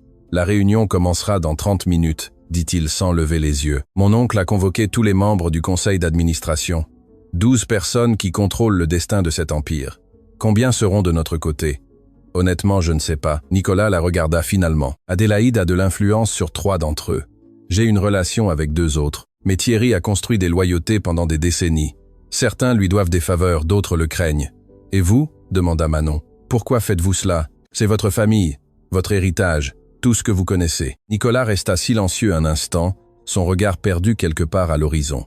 Quand j'avais 12 ans, j'ai trouvé mon père en pleurs dans son bureau. C'était la seule fois que je le voyais pleurer. Je me suis approché et je lui ai demandé ce qui n'allait pas. Savez-vous ce qu'il m'a dit? Manon secoua la tête. Il m'a dit qu'il avait commis la plus grande erreur de sa vie quand il était jeune, qu'il avait abandonné la seule femme qu'il ait vraiment aimée parce que sa famille lui avait exigé autre chose et que cette erreur le hanterait jusqu'à la tombe. Dolores. Il n'a pas mentionné son nom, mais maintenant je sais qu'il parlait d'elle. Nicolas soupira. Mon père est mort 3 ans plus tard. Il n'a jamais surmonté ce regret. Et mon oncle Thierry s'est assuré que les Montagnes resteraient ce qu'ils ont toujours été. Une famille qui détruit tout ce qu'elle ne peut pas contrôler. C'est pourquoi vous avez fouillé les archives. C'est pourquoi j'ai dédié les 5 dernières années à découvrir quels secrets cette famille cachait. Nicolas se tourna pour la regarder directement. Quand je vous ai vu dans le salon hier soir, dansant avec cette grâce impossible, j'ai su immédiatement que vous étiez spécial, mais je n'imaginais pas à quel point. Avant que Manon ne puisse répondre, un véhicule s'arrêta à côté d'eux. Adélaïde Montaigne en descendit avec une expression déterminée, accompagnée d'un homme âgé portant une mallette en cuir usé. Manon, Nicolas, je vous présente Maître Joachim Ferreira. Adélaïde fit les présentations. C'est l'avocat que Dolores a engagé il y a 15 ans pour gérer son testament. Il a tout gardé secret jusqu'à présent. Ferreira tendit la main à Manon avec une révérence presque solennelle. Mademoiselle Dubois, c'est un honneur de vous rencontrer enfin. Votre arrière-grand-mère parlait constamment de vous lors de nos réunions. Elle disait qu'un jour vous changeriez le destin de cette famille. Je ne veux rien changer, répondit Manon. Je veux juste la justice. Parfois, la justice est le plus grand de tous les changements, sourit Ferreira sagement. J'ai tous les documents légaux prêts. Le testament de Dolores est irréfutable. Les actions qui vous reviennent sont dûment enregistrées dans des juridictions internationales où Thierry n'a pas d'influence. Alors, pourquoi sommes-nous inquiets? Parce que Thierry ne se battra pas sur le terrain légal, intervint Adélaïde. Il se battra salement. Il tentera de vous discréditer, d'invalider votre identité, de remettre en question la légitimité de votre lignage. Il a des avocats qui ont passé des décennies à apprendre à contourner la loi sans la briser. Mais nous avons des preuves. Manon toucha son sac. Les documents que ma grand-mère a gardés, les dossiers médicaux originaux, les déclarations sous serment que nous présenterons au moment opportun. Ferreira hocha la tête. Mais d'abord, nous avons besoin que le conseil d'administration entende votre version. Nous avons besoin qu'il vous voie comme ce que vous êtes, l'héritière légitime de Dolores Leroy et, par extension, d'une partie significative de cet empire. Le groupe commença à marcher vers l'entrée du bâtiment. À chaque pas, Manon sentait le poids de l'histoire peser sur ses épaules. Sa mère avait emprunté ce même chemin 24 ans auparavant, affrontant les mêmes ennemis. Luttant pour les mêmes principes, Aurore n'avait pas survécu à cette bataille. Mais Manon n'était pas Aurore. Elle avait quelque chose que sa mère n'avait jamais eu. Des alliés au sein du système, des preuves irréfutables et 24 ans de rage accumulée, qui avait enfin un objectif clair. Le hall du bâtiment était un spectacle de marbre poli et d'art moderne qui coûtait plus que ce que Manon gagnerait en 1000 vies de travail. Des cadres en costumes impeccables marchaient avec cette urgence artificielle de ceux qui croient que chaque seconde a une valeur monétaire. Plusieurs d'entre eux s'arrêtèrent pour regarder le groupe passer. Des murmures commencèrent à se propager comme des ondes dans un étang. Les rumeurs ont déjà commencé, observa Nicolas. D'ici midi, toute la ville saura qu'une héritière inconnue réclame une partie de l'Empire Montaigne. Bien, Manon leva le menton. Qu'il sache. L'ascenseur privé les mena au 40e étage, où les bureaux du conseil d'administration occupaient un espace qui rivalisait avec certains musées en taille et en opulence. Une réceptionniste les attendait avec une expression nerveuse. Madame Montaigne, Monsieur Nicolas, salua-t-elle d'une voix tremblante. Monsieur Montaigne vous attend dans la salle de conférence, mais... Elle regarda Manon avec incertitude. Je n'ai pas d'instructions concernant mademoiselle. Mademoiselle Dubois est mon invitée personnelle. Adélaïde parla avec une autorité qui n'admettait pas de réplique, et elle a tout le droit d'être présente à cette réunion. La réceptionniste hocha la tête rapidement et les guida le long d'un couloir flanqué de portraits des patriarches Montaigne, des hommes aux expressions sévères qui avaient construit des fortunes sur les épaules de milliers de travailleurs invisibles. Au bout du couloir, Manon s'arrêta devant un portrait qui la fit retenir son souffle. C'était une jeune femme, magnifique, aux yeux brillants de détermination et un sourire qui suggérait des secrets gardés. Sur la plaque dorée sous le portrait, on pouvait lire « Dolores Leroy de Montaigne, bienfaitrice 1955 à 2021. Dolores a un portrait ici ?» demanda Manon, surprise. « Mon oncle l'a mis après sa mort », expliqua Nicolas avec amertume. « Pure hypocrisie. Il a détruit sa vie et l'a ensuite honorée publiquement pour garder les apparences. Ou peut être-ce un rappel ?»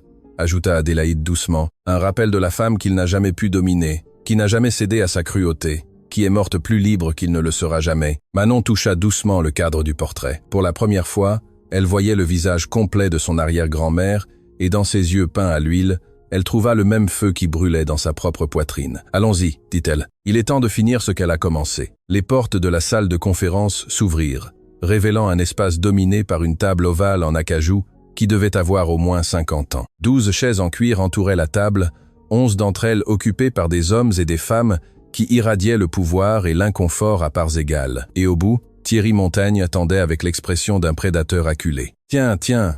Sa voix coupa l'air comme un couteau rouillé. « Ma chère épouse a décidé d'amener l'imposteur directement à notre table. Comme c'est touchant. Ce n'est pas une imposteur. » Adélaïde s'assit à sa place désignée sans broncher. Et ce conseil va entendre pourquoi. Ce conseil n'a pas le temps pour des fantasmes d'héritage perdu. Thierry frappa la table. « J'ai convoqué cette réunion pour discuter de questions sérieuses de l'entreprise, pas pour divertir les illusions d'une femme de chambre. » Ex-employé. Manon parla pour la première fois, sa voix étonnamment ferme. « Vous-même vous êtes chargé de me licencier hier soir, juste avant de menacer de détruire ma vie. » Les murmures parcoururent la table. Plusieurs membres du conseil échangèrent des regards gênés. « Menace ?» Un homme âgé au fond de la table leva un sourcil. « Thierry, de quoi cette jeune femme parle-t-elle ? De rien de pertinent, Sébastien. Thierry rejeta d'un geste. Elle a eu une altercation avec la sécurité lors du bal d'hier soir. Elle est rancunière et cherche à se venger. Je cherche la justice. Manon corrigea. Ce qui n'est pas la même chose. Elle se tourna vers l'homme qui avait parlé. Sébastien Moreau, selon la plaque devant son siège, avait l'air de quelqu'un qui avait vu trop de jeux de pouvoir pour se laisser duper facilement. « Monsieur Moreau, avez-vous connu Dolores Leroy ?» Le silence qui suivit fut révélateur. Sébastien regarda brièvement Thierry avant de répondre. « Je l'ai connue il y a de nombreuses années. C'était une femme extraordinaire. C'était mon arrière-grand-mère. » La déclaration tomba comme une bombe dans la salle. Plusieurs membres du conseil se penchèrent en avant avec un intérêt renouvelé. « C'est impossible. » Une femme aux cheveux argentés intervint. « Dolores n'a jamais eu d'enfant. Dolores a eu une fille en secret il y a 48 ans. » Maître Joachim Ferreira s'avança en ouvrant sa mallette. Une fille nommée Aurore, fruit de sa relation avec Auguste Montaigne, le frère aîné de Thierry. La mention d'Auguste provoqua des réactions visibles. Certains pâlirent, d'autres froncèrent les sourcils. Il était clair que le nom du patriarche décédé générait encore des ondes dans ses eaux corporatives. Aurore Montaigne, bien qu'elle n'ait jamais utilisé ce nom de famille, a été élevée en secret par une femme nommée Hélène Dubois. Ferreira continua. Elle a épousé un homme nommé Romain Dubois et a eu une fille, Manon, la femme que vous avez devant vous. Et quelles preuves avez-vous de ces affirmations? Thierry cracha les mots. Des contes d'une vieille femme sénile. J'ai le testament original de Dolores Leroy, dûment notarié et enregistré. Ferreira sortit un document et le plaça sur la table, un testament qui nomme Manon Dubois comme son unique héritière universelle. Ce testament est frauduleux. Thierry se leva. Dolores était mentalement incapable dans ces dernières années. Tout document qu'elle aurait signé peut être invalidé. Incapable? Adélaïde laissa échapper un rire amer. Dolores a correspondu avec moi jusqu'à une semaine avant sa mort.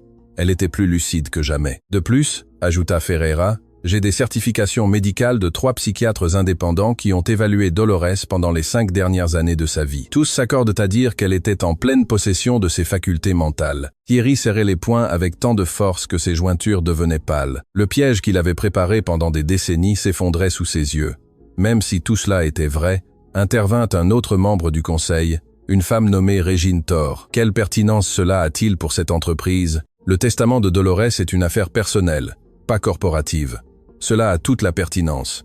Nicolas se leva, sortant le dossier qu'il avait montré la nuit précédente, parce que parmi les biens que Dolores a laissés à Manon se trouvent des actions de cette entreprise, des actions originales qui représentent 40% du capital fondateur. Le silence qui suivit fut absolu. C'est impossible, Régine pâlit. Ces actions ont été dissoutes il y a des décennies. Elles ont été cachées, corrigea Nicolas. Mon grand-père les a données à Dolores en compensation quand mon père l'a abandonnée enceinte. C'était sa façon de s'assurer qu'elle et sa fille auraient une sécurité financière. Mais quand mon père est mort, Thierry a convaincu tout le monde que ces actions n'avaient jamais existé. Est-ce vrai? Sébastien Moreau regarda Thierry avec une expression qui mélangeait l'incrédulité et quelque chose de plus dangereux. La déception. Ce sont des mensonges, insista Thierry. Mais sa voix avait perdu de sa conviction. Des inventions d'un neveu rancunier et d'une imposteur opportuniste. Alors, cela ne vous dérangera pas que nous présentions les documents originaux.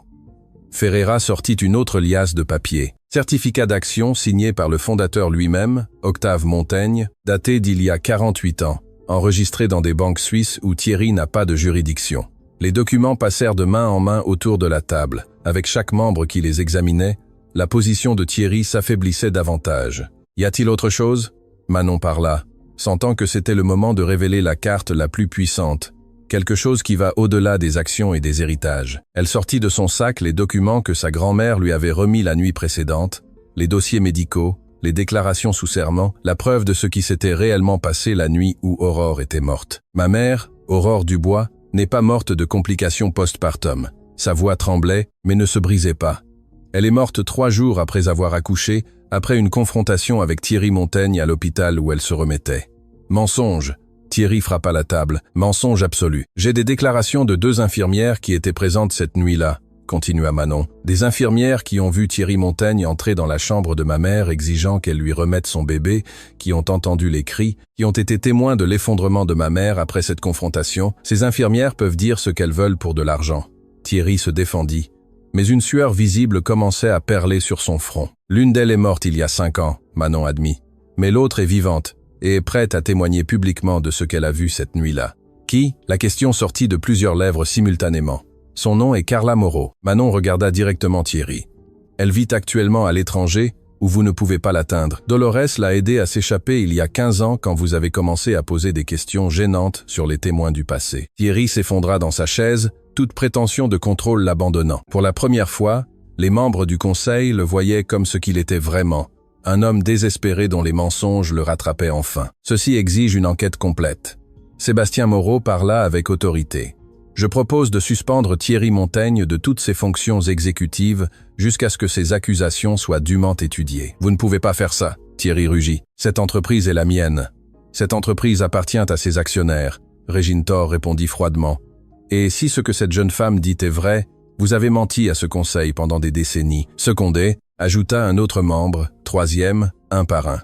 Les mains se levèrent autour de la table. Adélaïde, Nicolas, Sébastien, Régine, d'autres dont Manon ne connaissait pas les noms, mais dont les visages montraient le même dégoût face aux révélations. Lorsque le vote fut terminé, 9 membres sur 11 avaient voté en faveur de la suspension. Thierry Montaigne, l'homme qui avait contrôlé cet empire pendant des décennies, venait de perdre son pouvoir en quelques minutes. Mais tandis que les autres célébraient silencieusement la victoire, Manon remarqua quelque chose qui la fit frissonner. L'expression sur le visage de Thierry n'était pas celle de la défaite, c'était celle du calcul, de plans qui n'avaient pas encore été révélés. Et quand leurs yeux se rencontrèrent, il murmura quelque chose que seule Manon put entendre. Ce n'est pas terminé ici.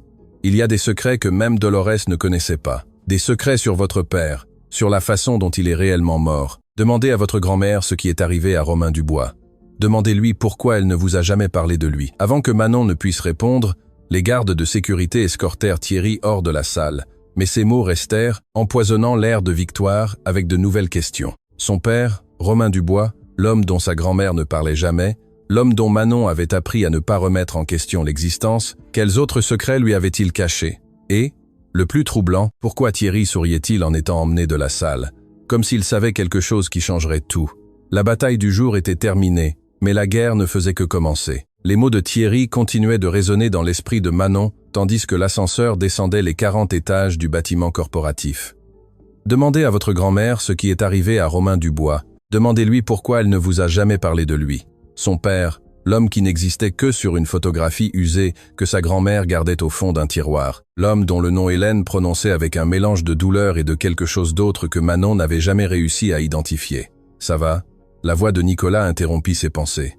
Non, Manon répondit avec honnêteté. Thierry a dit quelque chose avant de partir. Quelque chose sur mon père. Adélaïde et Nicolas échangèrent un regard qui ne passa pas inaperçu. Vous savez quelque chose? Manon les confronta directement. Vous savez ce qui est arrivé à Romain Dubois? Le silence dans l'ascenseur devint insupportable. Finalement, Adélaïde parla. Il y a des choses que même nous ne connaissons pas complètement, Manon. Mais si Thierry a mentionné votre père, cela signifie qu'il a des informations qu'il prévoit d'utiliser comme arme. J'ai besoin de parler à ma grand-mère maintenant.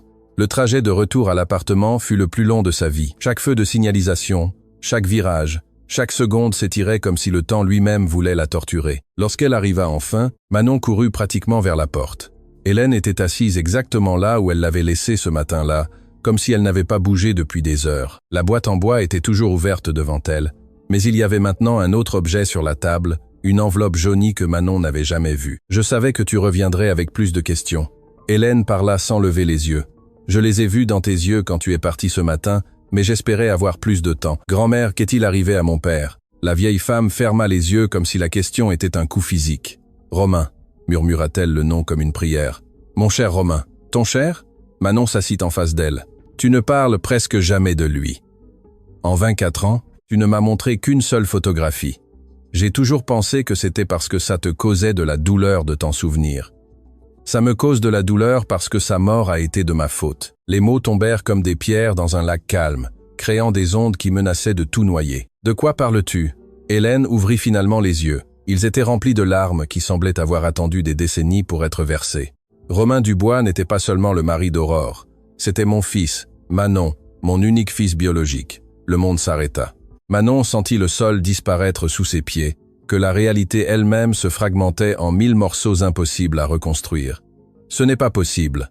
Sa voix sortit comme un murmure. Aurore était ma mère. Tu as élevé Aurore. Si Romain était ton fils, cela signifierait que mes parents étaient frères et sœurs adoptifs. Hélène compléta. Aurore est arrivée dans ma vie quand Romain avait 5 ans. Je les ai élevés ensemble comme frères et sœurs. Je n'ai jamais imaginé qu'ils finiraient par tomber amoureux. Pourquoi ne me l'as-tu jamais dit? Parce que la vérité est plus compliquée que quiconque ne pourrait l'imaginer. Hélène prit l'enveloppe jaunie et la serra contre sa poitrine. Romain a toujours su qu'Aurore était adoptée. Il a toujours su qu'ils ne partageaient pas le même sang. Mais quand ils ont découvert qu'ils t'attendaient, Thierry Montaigne est apparu dans nos vies comme une malédiction. Thierry savait pour mon père, Thierry voulait Aurore pour lui. Quand elle l'a rejeté et a choisi Romain, son orgueil ne l'a pas supporté. Il a commencé à enquêter sur notre famille, cherchant tout ce qu'il pouvait utiliser contre nous. Hélène ouvrit l'enveloppe avec des mains tremblantes et en sortit plusieurs documents froissés. Il a découvert que Romain avait eu des problèmes avec la loi quand il était jeune, de petits vols pour m'aider à payer les factures quand j'étais malade. Rien de grave, mais suffisant pour que Thierry l'utilise comme menace. Quel genre de menace? Il a dit à Romain que s'il ne disparaissait pas de la vie d'Aurore, il le ferait enfermer pendant des années. Il avait des contacts dans le système judiciaire, il pouvait fabriquer des preuves, manipuler des témoins. Romain était un homme humble, sans ressources pour se défendre. Les larmes coulaient maintenant librement sur les joues ridées d'Hélène. Mon fils est venu me voir cette nuit-là, anéanti. Il m'a tout raconté. Il m'a dit que Thierry lui avait donné un ultimatum, s'éloigner d'Aurore pour toujours, ou faire face à une condamnation qui détruirait tout avenir qu'il pourrait avoir. Et qu'est-ce qu'il a décidé? Il a décidé de rester. Hélène sourit à travers les larmes. Il m'a dit qu'il préférait passer le reste de sa vie dans une cellule plutôt que d'abandonner la femme qu'il aimait et le bébé qui était en route. Il a dit que le véritable amour ne se rendait pas devant les menaces d'hommes petits avec de grands portefeuilles. Manon sentit les larmes couler sur son propre visage. Le père qu'elle n'avait jamais connu avait été un homme de principe, de courage, d'amour inébranlable. Qu'est-ce qui s'est passé après? Aurore a accouché. Pendant 3 jours, ils ont été les parents les plus heureux du monde. Romain te tenait pendant des heures, te chantant des chansons qu'il inventait lui-même. Il disait que tu étais le plus beau miracle qu'il ait jamais vu. La voix d'Hélène se brisa complètement. Et puis Thierry est apparu à l'hôpital. Il a exigé de t'emmener, a menacé Aurore. Il a provoqué la crise qui a mis fin à sa vie, mais ce ne fut pas sa seule cruauté cette nuit-là. Qu'est-ce qu'il a fait d'autre? Pendant que les médecins tentaient de sauver Aurore, Thierry a affronté Romain dans le couloir de l'hôpital. Il lui a dit que tout était de sa faute, que s'il avait accepté l'accord, s'il avait disparu comme il le devait, Aurore serait vivante, que son sang était sur ses mains. Hélène sortit une feuille pliée de l'enveloppe. C'est la note que Romain a laissée cette nuit-là. Je l'ai trouvée à côté de lui, déjà sans vie. Manon prit le papier avec des mains qui ne pouvaient s'empêcher de trembler. L'écriture était tremblante, tachée de ce qui semblait être des larmes séchées de décennies auparavant. Maman, pardonne-moi de ne pas être plus fort. Pardonne-moi d'avoir cru les paroles de cet homme. Aurore est partie et a emporté mon âme avec elle. Je ne peux pas vivre en sachant que mon amour lui a ôté la vie. Je ne peux pas vivre dans un monde où elle n'existe pas. Prends soin de Manon. Dis-lui que son père l'a aimée dès le premier instant où il l'a tenue. Dis-lui qu'elle a été la lumière la plus brillante dans l'obscurité la plus profonde. Et s'il te plaît, ne lui raconte jamais comment j'ai fini. Je ne veux pas qu'elle grandisse avec l'ombre de ma lâcheté sur ses épaules. Je t'aime, maman. Et j'aimerais Aurore pour toute l'éternité. Romain. Manon ne pouvait pas respirer. Les mots sur ce papier racontaient une histoire d'amour détruit, de manipulation cruelle, d'un homme brisé par un monstre sans cœur. Mon père n'a pas pu supporter la douleur, et il est parti. Les mots sortirent comme un murmure étouffé. Thierry Montaigne lui a volé la volonté de vivre. Hélène corrigea d'une voix chargée de décennies de rage contenue. Il lui a fait croire qu'il était coupable de la mort d'Aurore. Il l'a détruit avec des mots plus meurtriers que n'importe quelle arme. Pourquoi as-tu gardé cela secret? Parce que Romain m'a demandé de le faire. Sa dernière volonté était que tu ne saches jamais la vérité. Il voulait te protéger, même dans la mort. Mais j'avais le droit de savoir. Manon sentit la rage se mêler à la douleur. J'avais le droit de connaître mon père, de comprendre pourquoi j'ai grandi sans lui. Je sais. Hélène baissa la tête. Et chaque jour de ses 24 ans, cette culpabilité m'a consumé. Mais j'avais tellement peur, Manon. Peur que la vérité te détruise comme elle a détruit Romain. Peur que Thierry trouve de nouvelles façons de te faire du mal si tu en savais trop. Le silence qui suivit fut le plus douloureux que Manon ait expérimenté. Tout ce qu'elle croyait savoir sur sa vie, sur sa famille, sur sa propre identité, s'était effondré en quelques heures. Mais au milieu de cette douleur, quelque chose de plus commençait à émerger, quelque chose de plus fort que la tristesse, de plus puissant que le désespoir, la détermination. Thierry Montaigne a détruit mon père. Manon parla d'une voix qui gagnait en force à chaque mot. Il a causé la mort de ma mère. Il a ruiné la vie de mon arrière-grand-mère. Il t'a fait vivre dans la peur pendant des décennies et il a encore l'audace de me menacer.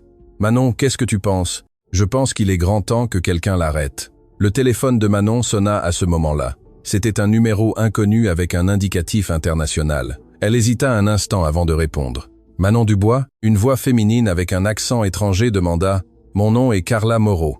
Adélaïde Montaigne m'a contacté il y a quelques heures. Elle m'a dit que le moment était enfin venu de dire la vérité. » Le cœur de Manon s'accéléra. L'infirmière qui avait tout vu, le témoin qui avait été caché pendant 15 ans. « Madame Moreau, j'ai besoin de vous parler. »« Je sais, ma chère. C'est pourquoi j'appelle. » La voix de Carla trembla légèrement. « Il y a des choses sur cette nuit-là que personne d'autre ne sait.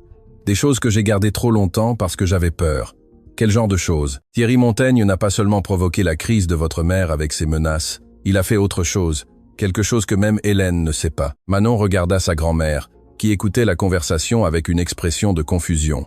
Qu'est-ce qu'il a fait? Il a soudoyé l'un des médecins pour qu'il n'intervienne pas à temps. Il a payé pour qu'Aurore meure, Manon. Et j'ai les preuves. Le monde s'arrêta pour la 3e fois en cette journée interminable. Vous avez des preuves? Des enregistrements. Le médecin, avant de mourir il y a 3 ans, m'a tout avoué. Il était rongé par la culpabilité. Il m'a donné des cassettes où il admet ce qu'il a fait et qu'il a payé. Je les ai gardées toutes ces années en attendant le bon moment. Pourquoi maintenant? Parce que je suis malade, ma chère. Les médecins me donnent moins d'1 an, et je ne veux pas quitter ce monde sans avoir rendu justice. La voix de Carla se renforça. Votre arrière-grand-mère Dolores m'a sauvé la vie quand Thierry a commencé à me chercher. Elle m'a caché, m'a protégé, m'a donné une nouvelle identité, je lui dois tout. Et la meilleure façon de la rembourser et d'aider son arrière-petite-fille à terminer ce qu'elle a commencé. Où êtes-vous? Je prends un vol ce soir. J'arriverai demain matin. Adélaïde me récupérera à l'aéroport. Madame Moreau, pourquoi prendre le risque de revenir après tant d'années? Parce que certaines vérités sont plus importantes que la peur, Manon. Et parce que je veux regarder Thierry Montaigne dans les yeux quand il tombera enfin. L'appel se termina, laissant Manon tenir le téléphone comme si c'était une bombe sur le point d'exploser. Qu'est-ce qu'elle a dit? Hélène demanda d'une voix tremblante. Que Thierry n'a pas seulement provoqué la mort de ma mère, il l'a planifié. Il a payé pour que cela arrive. Le cri qui sortit d'Hélène fut le son le plus déchirant que Manon ait jamais entendu. 24 ans de douleur, de doute, de culpabilité avaient enfin une explication monstrueuse.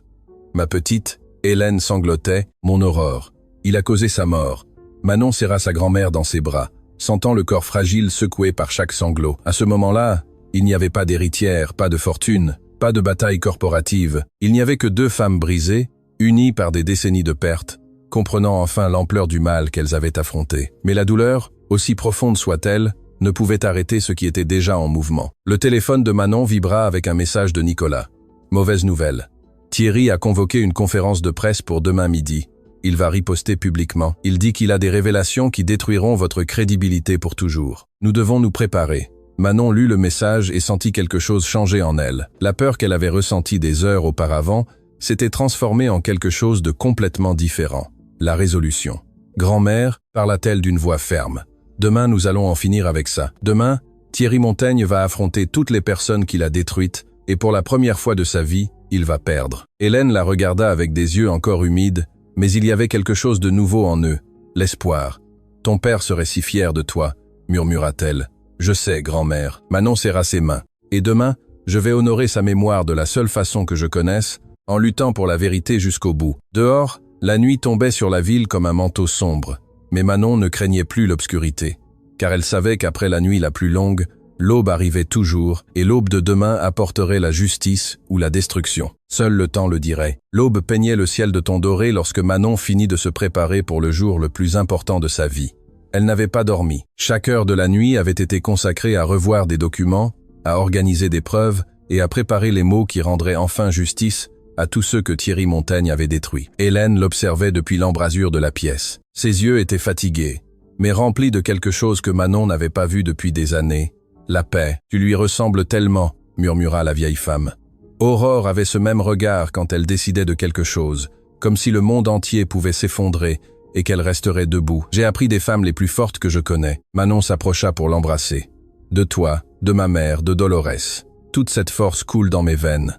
Tu as peur? Je suis terrifiée, admit Manon, mais la peur ne me contrôle plus. Maintenant, je la contrôle. Le téléphone vibra avec un message d'Adélaïde. Carla est arrivée. Nous sommes en route. La conférence de presse de Thierry commence dans 3 heures. Il est temps d'écrire la fin de cette histoire. Le centre de congrès métropolitain était en pleine effervescence lorsque Manon arriva, accompagnée de sa grand-mère Hélène, de Nicolas d'Adélaïde, de Maître Ferreira et d'une femme âgée qui marchait avec difficulté, mais avec une détermination inébranlable, Carla Moreau. Des journalistes de tous les grands médias se pressaient dans l'auditorium principal, où Thierry Montaigne avait convoqué sa conférence. Les caméras pointaient vers le podium vide, attendant l'homme qui promettait des révélations explosives. « Quel est le plan ?» Nicolas demanda tandis qu'ils observaient la foule depuis une salle privée. « Nous laissons Thierry parler en premier », répondit Manon. « Qu'il dise tous ses mensonges, qu'il tente de me détruire publiquement, et ensuite, quand il croira avoir gagné, nous lui enlèverons tout. C'est risqué, avertit Ferreira. Si ces accusations sont convaincantes, l'opinion publique pourrait se retourner contre vous avant que nous ayons la possibilité de répondre. La vérité est toujours plus puissante que les mensonges. Carla parla pour la première fois. Sa voix était rauque mais ferme. J'ai attendu 15 ans pour ce moment. Quelques minutes de plus ne changeront rien. À 12 heures précises, Thierry Montaigne monta sur le podium.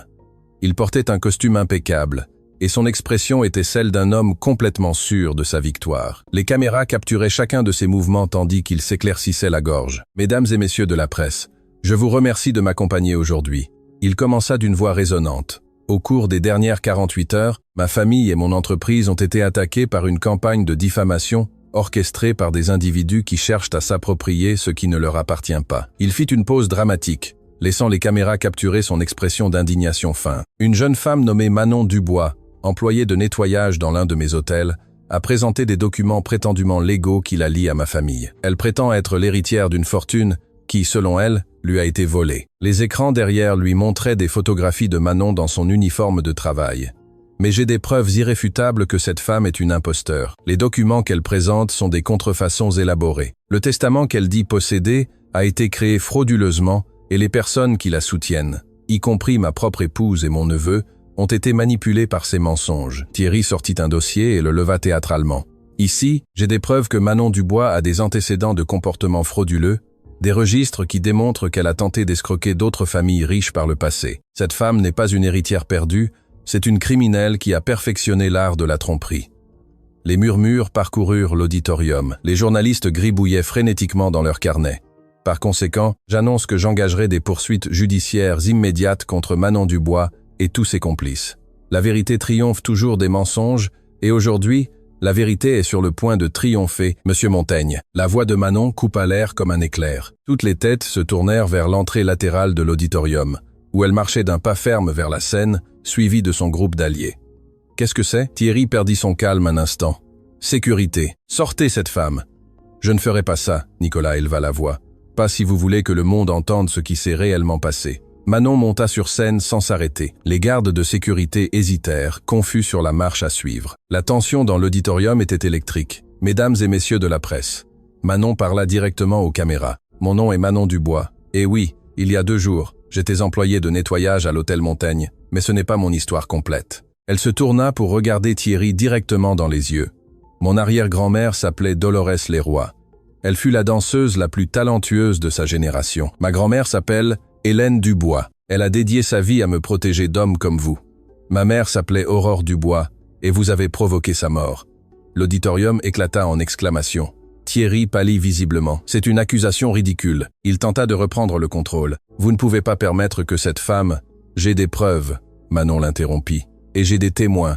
Elle fit un signe vers l'entrée. Carla Moreau marcha lentement vers la scène, chaque pas résonnant dans le silence absolu qui avait envahi l'auditorium. « Mon nom est Carla Moreau », dit-elle directement aux caméras. « Pendant 30 ans, j'ai été infirmière à l'hôpital central. Il y a 24 ans, j'ai été témoin de quelque chose qui m'a hanté chaque nuit depuis. Cette femme n'a aucune crédibilité. » Thierry interrompit désespérément. « Elle a été licenciée pour incompétence. J'ai été licenciée parce que j'ai refusé de garder le silence. » Carla répondit calmement.